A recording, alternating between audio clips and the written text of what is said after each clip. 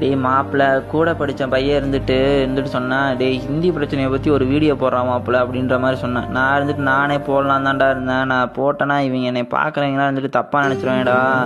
இருக்கிற 2500 ஃபாலோவரை வச்சுட்டு இவன் பேசு மனசுக்குள்ளே இவனை பெரிய இவன் மாதிரி அப்படின்னு நினச்சிற மாதிரி நினச்சிருவாங்க, மட்டத்தனமாக யோசிச்சிருவாங்க. அதனால தான்டா போடல அப்படின்னா. சரி போடுறா பார்த்துக்கலான்னு. மாப்பிள்ள என்ன சொல்கிறேன்னா வச்சுக்க, இவங்கள அந்த அரசியல் பண்ணுறவங்கள நினச்சா எனக்கு கெட்ட வார்த்தையாக வருதுடா மாப்பிள்ள. கப்பல்லேருந்து வேறு வீடியோ போகிறேன்.